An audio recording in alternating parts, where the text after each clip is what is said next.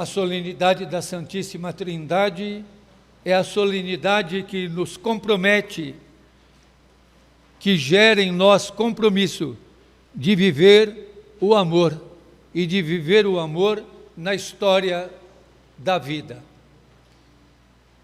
O amor a Deus não é para ser vivido desvinculado da história da vida. O amor de Deus, o amor a Deus está imbrincado, está no meio, enrolado na história da nossa vida. É aí que está o amor de Deus. Por isso, já no livro do Deuteronômio, nós falamos, interroga os tempos antigos que precederam, desde a criação. Nós não podemos procurar a ação de Deus fora da história. A ação de Deus está na história, está no mistério, nas contradições, nas dificuldades da história que nós vivemos no dia a dia. E Paulo nos diz na carta aos Romanos para que nos deixemos conduzir pelo Espírito de Deus.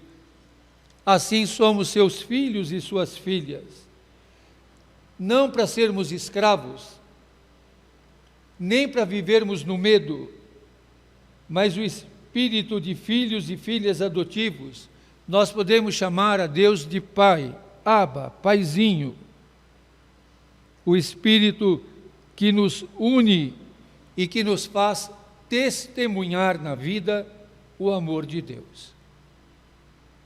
E nesse momento histórico difícil que nós vivemos, esse tempo de pandemia, 2020, 2021, quantos sobressaltos, quanta angústia, quanto lamento, quanto sofrimento. Hoje é difícil encontrar alguém que não tenha o seu grupo familiar, seus amigos, atingidos por esta pandemia. Quantas pessoas estão enlutadas, alguns até inconformados, revoltados, por não terem conseguido socorro, por não terem sido vacinados a tempo, por não receberem a proteção que deviam. Qual é a ação de Deus na história nesse momento tão difícil? Como que nós percebemos Deus agindo neste momento tão difícil? Neste momento em que muitas vezes a dor do nosso povo é tratada com desrespeito, com deboche, e os que defendem o povo, os mais pobres, os fracos e os pequenos, são também duramente atingidos pela retórica do ódio. O evangelho que nós ouvimos na solenidade da Santíssima Trindade é o evangelho de Mateus. É um texto curtinho, são 4 versículos, mas de uma densidade profunda, imensa. É a continuação do relato da ressurreição de Jesus, que é interrompido para contar como é que tinham feito fake news e como que as autoridades tinham pagado os soldados para que eles dissessem que o corpo de Jesus tinha sido roubado. Aí volta o texto finalizando o Evangelho de Mateus, dizendo: os 11 discípulos, e é interessante, não são mais 12, agora são só 11. Ainda não tinha sido escolhido, porque isso só na versão de Lucas tem a escolha do Matias. Aqui são 11. Esse 11 quer dizer para nós, o modelo não é mais o 12. O modelo não é mais a lógica do par, é a lógica do ímpar. Não é mais o 12 das 12 tribos de Israel, agora é 11. Por quê? Porque um preferiu o dinheiro e o poder ao invés da vida. Um fez uma escolha, ele queria o poder, e por isso só sobraram 11. Um se perdeu, não quis. E para onde eles foram? para a Galileia, como na ressurreição tinha sido dito para as mulheres. Vão para onde tudo começou, vão para a margem, vão para a periferia, vão para onde as pessoas que estão são desacreditadas. Saiam do centro do poder, saiam do núcleo do poder, saiam do poder, saiam do lugar dos poderosos, vão para a Galileia, o lugar dos que são inconformados, dos que buscam, dos pobres, dos marginalizados. Olha só em uma frase quanta coisa esse texto diz. Ao monte que Jesus lhes tinha indicado. É interessante porque a Galileia é uma região muito montanhosa. Qual é o monte que Jesus tinha indicado? Toda vez que Mateus fala do monte, o monte é o monte das bem-aventuranças. É o monte que está no capítulo 5. Jesus subiu a montanha como o novo Moisés, não sozinho. Moisés subiu sozinho. Jesus subiu com os discípulos. Moisés pediu que todos se afastassem. Jesus pediu que todos se aproximassem. Moisés deu a lei, Jesus o amor. As bem-aventuranças. Esse é o monte que Jesus indicou, para dizer, é lá no meio dos pobres, dos abandonados e dos esquecidos, a partir das bem-aventuranças. É esse o caminho. É esse o caminho para encontrar Jesus. Quem quer encontrar Jesus é na periferia geográfica ou existencial, como nos diz o Papa Francisco, a partir das bem-aventuranças.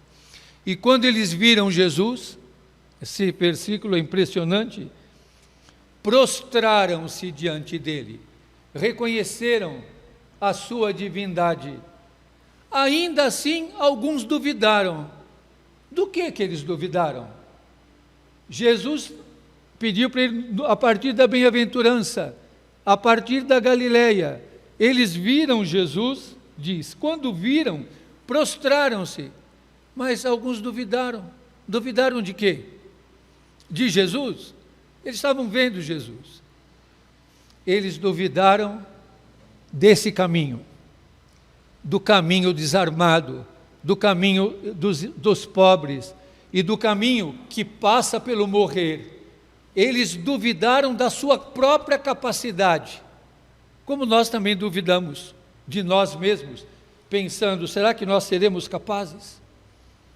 Será que nós vamos suportar toda a perseguição, toda a provação, todos os desafios? Às vezes duvidamos, não duvidamos? Às vezes pensamos, será que eu vou ser capaz de seguir Jesus? De assemelhar-me a Ele? Quando eles duvidaram, aí diz o versículo 18, Jesus aproximou-se. Que impressionante, não é? Quando a nossa fé também é feita de dúvida.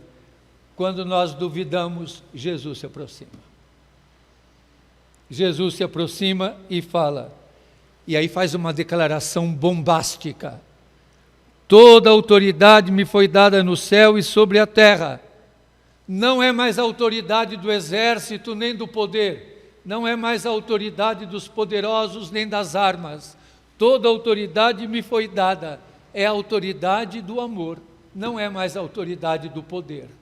Essa é a autoridade de Jesus. Jesus não usa nunca a autoridade do poder. Sempre a autoridade do amor. A do poder não é nem autoridade, é autoritarismo. Jesus diz, toda autoridade me foi dada. Acabou o poder. Acabou a confiança de que a mudança vem pelo poder. O poder não muda nada. O poder só se perpetua. A todo preço. A todo preço. Nós estamos vendo isso. O poder que se perpetua e que quer se auto-perpetuar do poder pela força, pelo fake news, pela retórica de ódio, por todo tipo de maldade. E Jesus diz, ide, não fiquem parados, ide e fazei discípulos meus. Ide discipular e fazei pessoas que estejam aptas a discipular, mergulhando na trindade amorosa de Deus. Isso é batizar. Batizar não é um rito. Hoje nós achamos que batizar é um rito. O rito, ele sinaliza uma mudança da nossa vida. O rito, ele é uma passagem, ele é um sinal, ele está mostrando uma mudança. Nós muitas vezes ficamos no rito e não mudamos nada. Então não adianta, é vazio. O rito é o compromisso de viver o amor do Pai no seguimento de Jesus, na força do Espírito Santo amoroso de Deus, ensinando a observar tudo o que vos ordenei. O que é que Jesus nos ordenou? Sermos irmãos, acreditarmos nos pobres, defendermos os pequeninos, partilharmos a vida. Jesus nos ordenou sucesso em ficar rico, porque você merece. Jesus falou alguma vez isso para alguém? Dá tudo para mim que eu vou te dar em dobro, muito mais. Jesus falou alguma vez isso? Jesus alguma vez ordenou que você tenha poder sobre os outros? Que você use do poder religioso para dominar os outros? Alguma vez Jesus falou isso? O que é que Jesus ordenou? Amai-vos uns aos outros, como eu vos amei. O que é que Jesus falou? Quem quiser ser o primeiro, seja o último. O que é que Jesus falou? Rezem pelos seus inimigos e pelos que vos odeiam.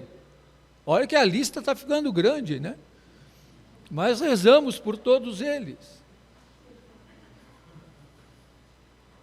É isso que Jesus falou. Jesus não falou mate. Jesus não falou para ser negligente, para buscar o próprio interesse. É exatamente o contrário. Ser batizado em nome da Trindade é colocar o outro na frente dos meus interesses. É não buscar o lucro desmedido, é buscar a vida entregue através da partilha e da comunhão. E Jesus não falou isso. Não falou.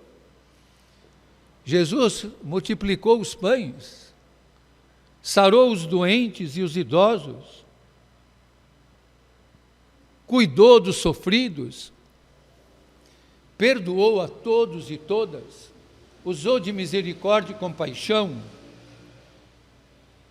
E o final do Evangelho de Mateus volta a dizer o que foi dito no início: eis que eu estarei convosco todos os dias, até o fim dos tempos. Eu estarei convosco todos os dias. Jesus é o Emanuel, é o Deus conosco. Mateus muda a visão do Deuteronômio, que era um Deus acima, e coloca, Ele é conosco. Quem está conosco está muito perto. Está muito perto.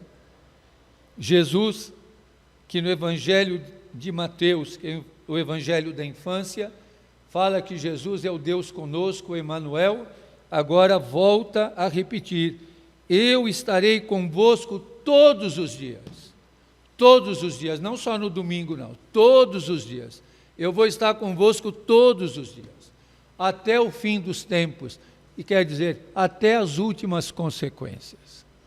É isto que hoje o Evangelho nos diz, nesta solenidade da Trindade que nós já repetimos. A nossa fé é uma fé trinitária. Deus não é binário, Deus é trinitário. Isso tem que entrar na nossa cabeça. Deus não é binário,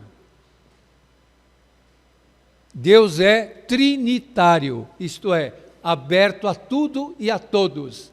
É o Deus que acolhe a diversidade amorosa de filhos e filhas de diferentes formas, maneiras de ser. é o Deus amoroso e compassivo, trinitário, comunitário, solidário. É o Deus comunhão, não solidão. Esse é um critério muito importante para nós. Quem quer um Deus só para si, não é o Deus de Jesus, não é o Deus trinitário. Por isso muitas pessoas dizem e repetem, todo caminho leva a Deus. Vocês já ouviram falar isso? Já ouviram falar? Todo caminho leva a Deus. Vocês já ouviram falar isso? Quando alguém me fala isso, eu pergunto, de que Deus que você está falando? A gente precisa saber de que Deus que a gente está falando. O Deus de Jesus é o Deus que só o caminho do amor faz encontrar. Só o caminho de doar a vida é o caminho que faz encontrar. E faz encontrar, talvez não seja a palavra correta, que faz aceitar, porque Ele que vem ao nosso encontro, amorosamente, para nos transformar como Pai, Filho e Espírito Santo. Amém.